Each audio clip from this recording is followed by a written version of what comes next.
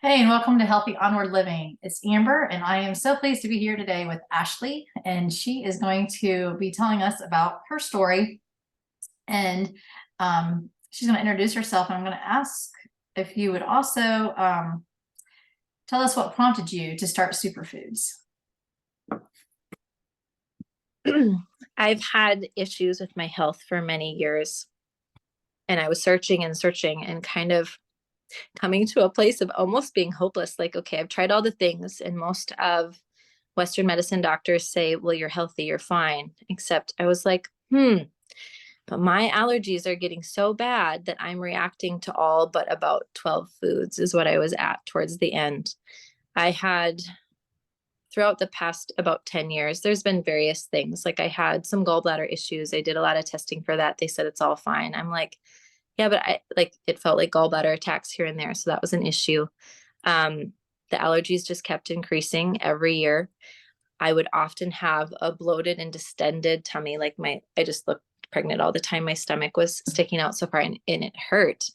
Um, I, towards the end, um, before I found superfoods, I had, we had tried to conceive a child. We had always wanted to try for another child, but it seems like I couldn't quite eat enough food or get healthy enough that it fit right with us. But we did try for a couple months and I ended up bursting a cyst in the ER. It was so painful and just kind of bizarre. And then after that, I had bouts of like GERD, they called it heartburn after that episode. And I was like, wow. And then that winter, before I found superfoods, it was like I was just kind of a walking ball of inflammation. I was gaining weight. My face was just red and puffy. And I just thought, man, how I had tried the SIBO diet.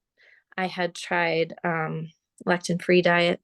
I have, I mean, we've done various things in our family. We've done a GAP diet. I tried, I've done all of these very hard diets and nothing seemed to be helping. So the latest thing, um, a doctor I'd been working with said, have we ever done parasite work? And I said, no, I think that's a good idea. So we tried a couple months and didn't see that much progress. And so then I was like, oh, I feel like I have tried everything. What should I do? I don't know what to do. And a friend was like, someone was having decent results working with a regenerative health practitioner. And I thought, okay, so I've got this little bit of Christmas money. Usually I put it towards the naturopathic to just try and do some work to try and figure it out. But it always seemed like I just didn't have quite enough funds to like do all the tests and all the things that they wanted to do. And so I decided to put it towards a regenerative health practitioner and kind of dig into that side. And right away, they were like, okay, we need to get you on kind of more of a detox diet. And they were really, the lady I was working with was like, yes, we need to keep doing the parasite work. I know you did like a couple months, but like, I really think we need to keep working in that direction. And so even though at the time the only fruit that I could really eat without big reactions was raspberries. That was like the only fruit. I was like, I don't know if I can like she wanted me to eat more fruit. And I was like, well, I don't know if I can. Like I had actual IgE allergies. I had done food tests to mostly all tree fruit. I had an actual IgE response allergy to. So it was a little bit daunting and a little bit scary, but I kind of just trusted and started. She recommended the superfoods, especially for a source of protein with the aminos. She's like, for sure you can do the aminos.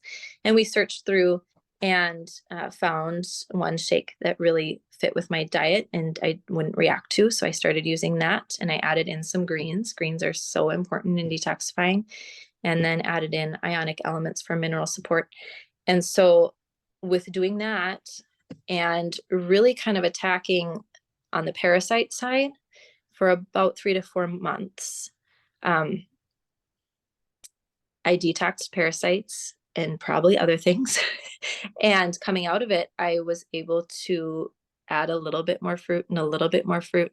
I even ate for a good couple weeks some of the foods that were on the IgE list, and I wasn't having the extreme allergy responses. I backed off on those just a tiny bit while I continue to heal. But the fact that I could eat an apple and a banana, and bananas are still okay, they're not the best during ragweed season right now, but I had been eating tons of bananas. And like earlier, I couldn't even, like if I touched a banana and would actually accidentally like touch my eye or something, my eye would just turn red, bloodshot, take my contacts out. Like that's kind of the histamine responses I was seeing, like so intense. So there was definitely some major work that was done um, through the parasite cleanses that I did. And I was able to, I think, be most effective with those by supporting my body with the superfoods and eating a more alkaline diet with more fruits, a lot more fruits, and then some vegetables. But by um, kind of coming back down off of so much meats, my son was diagnosed with celiac when he was 2, and he's 12. So that was about the same time I had learned some of my health struggles. And so we had switched to just fruits, vegetables, and meat. And we ate lots and lots and lots of meat. And like 3 times a day. And I don't think we thought it was the only option, because when you have celiac or gluten intolerance, and a couple of people in our family have dairy intolerance, like I'm allergic to eggs so bad. So like we're kind of narrowed in.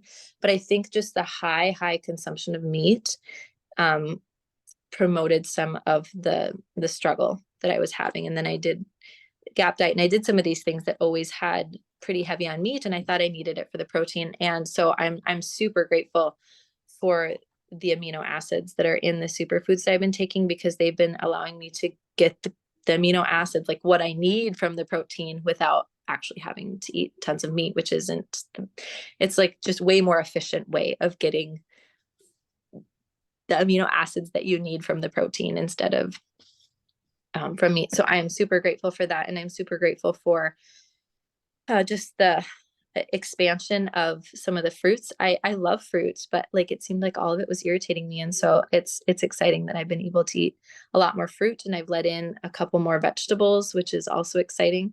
I'm hoping to get all of them back someday.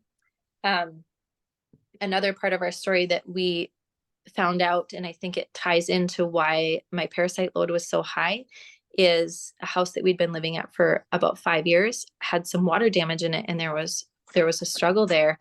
And I had no idea the connection or how detrimental mycotoxins and mold can be. And I knew I had mold allergies because I tested when I was a kid. But I really think that mold and mycotoxins can really mess with the gut and digestion. And so if you throw that all in, it was no wonder that every time I'd take the dysbiosis test, I had leaky gut. I would try and do like a regimen of probiotics and a product called Candibactin, to like fight the yeast and the things. And I'd get my numbers a little bit better, but it would never stick, because there was always damage from the mycotoxins and mold the past 5 years. And when your gut is unhealthy, and you're eating so much meat, like it just makes it a place that parasites, bacteria, fungus, they can all just thrive when your body is acidic. So it's not a surprise to me that I couldn't quite get anything to stick when I was working that way. But once I got to a more alkaline state, addressed the parasites, and now we're out of mold, I'm really hopeful that in the next year that things will really start to detox and pass through the lymphatic system, and get my gut healed so that I'm not having, like, really healed. So I'm not having so many intense histamine responses. Yeah, what an amazing story, Ashley. And I'm sure it wasn't a whole process. Your whole journey has been emotional as well. I mean, so I'm sure it's taken a huge toll, especially, having to leave your house and a lot of your possessions, just leaving that. And that's been, you said 2 months ago you started that you guys left. Yep. And you're already starting to see a difference. Is that true? Yes. Yes. Yeah. The first month that we were here, it was like really great. And we could tell right away. And we've even become more sensitive to when we go to places that do have mold, we can actually tell now. Like we're like, oh boy. And we get, all of us, my husband and I for sure, because we can articulate what we're feeling a little bit better than the kids, but like our sinuses will just get instantly stuffed. And so we're a little more cognizant of, okay, as we're healing, let's try not to spend as much time in places like that, and just be aware.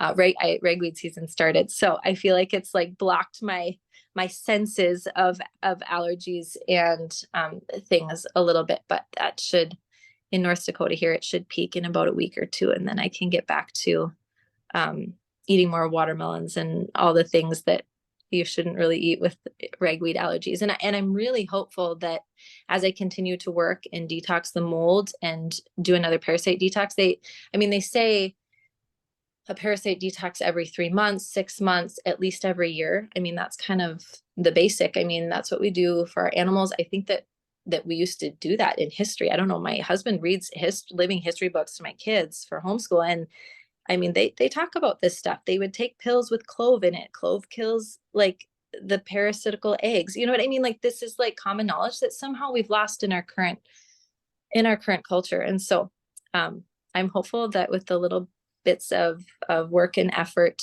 and money I can put towards kind of like a healing journey, that things will just continue to improve and improve. So awesome. And then how long have you actually been doing the cleanses or the superfoods? Like how long has it been? I started in, I think it was like towards the end of January, mid to end of January when I So started. you've only seen this response since what, 9 months? Less than 9 months, 8 months? Right. So like to like kind of give a scope, I was definitely detoxing parasites for the first 2 months pretty intensely. And I did have a few detox symptoms. My stomach would hurt. I'd have a little bit of itching here and there. But then I started to lose some weight, which I don't have like a ton of weight to lose, but I really think it was my body holding on to inflammation and like a buildup of water that wasn't being able to be detoxed through my lymphatic system. So once I really started to clean up my diet and kind of clean up some of those things, then by the time I hit the 3-month mark, I lost about 35 pounds. Wow. So, and I think it was just a lot of like water or lymph fluid and inflammation. And then it was about that time that I really kind of saw like a let up between the 2 and 3 month mark. I saw a let up of some of these really highly reactive histamine responses that I was seeing to different foods. Wow. Very inspiring and just a testament to say, you know what, if you're feeling like something's wrong, just don't give up and you need to find the answer for yourself. You're your own advocate. And when a doctor or somebody says, you know, you're fine, nothing's wrong, we can't, and then you go to the next one, you know, or you figure out other ways. So how great. And I'm so glad that you are out of mold and that you're progressing forward and your children are progressing as well. So that's such a great story. Thank you, Ashley, for joining me. And I hope that you continue on this journey and that you continue to see lots of health improvements. Thank you.